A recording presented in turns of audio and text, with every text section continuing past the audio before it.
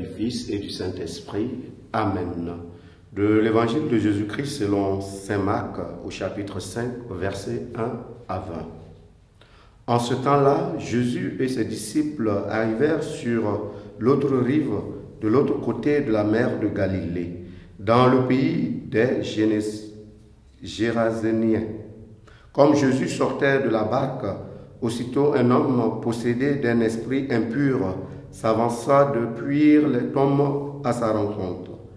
Il habitait dans les tombeaux et personne ne pouvait plus l'attacher, même avec une chaîne. En effet, on l'avait souvent attaché avec des fers aux pieds et des chaînes, mais il avait rompu les chaînes, brisé les fers et personne ne pouvait le maîtriser. Sans arrêt, nuit et jour, il était parmi les tombeaux et sur les collines à crier et à se blesser avec des pierres.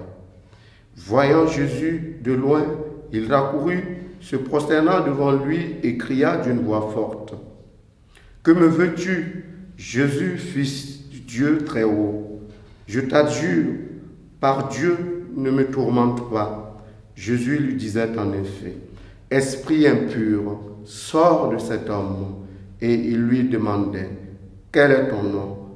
L'homme lui dit, « Mon nom est Légion, car nous sommes beaucoup. » Et il suppliait Jésus avec insistance de ne pas les chasser en dehors du pays.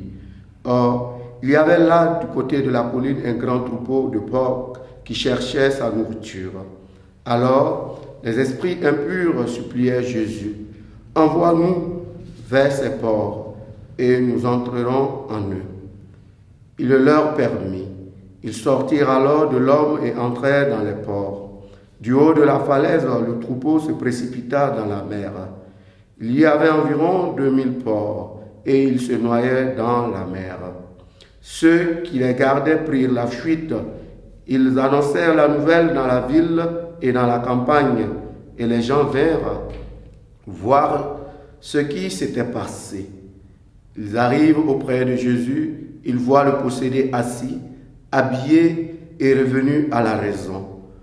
Lui qui avait eu la légion de démons, et ils furent saisis de crainte. Ceux qui avaient vu tout cela leur racontèrent l'histoire du possédé et ce qui était arrivé au porc. Alors ils se mirent à supplier Jésus de quitter leur territoire. Comme Jésus remontait dans la barque, le possédé le suppliait de pouvoir être avec lui. Il n'y consentit pas, mais il lui dit, « Rentre à la maison auprès des tiens, annonce-leur tout ce que le Seigneur a fait pour toi dans sa miséricorde. » Alors l'homme s'en alla, il se mit à proclamer dans la région de la Décapole ce que Jésus avait fait pour lui, et tout le monde était dans l'admiration. Acclamons la parole de Dieu. Louange à toi, Seigneur Jésus. Bien-aimés dans le Seigneur, l'évangile de ce jour nous interpelle à différents niveaux. Mais l'évangile, tel que décrit aujourd'hui, nous invite à nous émouvoir de la situation des personnes qui souffrent, des personnes qui sont marginalisées. Autrement dit, de cet évangile, nous pouvons tirer une leçon fondamentale.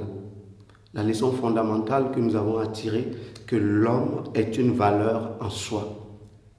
Une valeur en soi. Quelle que soit sa situation, quelles que soient les épreuves qu'il traverse, l'homme est une valeur en soi. Et nous avons justement à rendre à l'homme cette dignité-là. Et c'est ça la priorité du Christ. Cette priorité qui fait qu'il s'intéresse à cette personne qui souffre et qui est possédée par le démon. Et en même temps, cela nous interpelle. Sommes-nous prêts à perdre le matériel pour donner à l'homme sa dignité? Voilà la question que chacun de nous peut se poser ce matin. Parce que nous regardons le comportement et la réaction des gens de la ville après le miracle. Certes, on est émerveillé, on a de l'admiration pour ce qui s'est passé, mais on n'est pas prêt à perdre son bien. On n'est pas prêt à perdre son matériel pour que l'autre puisse regagner sa dignité.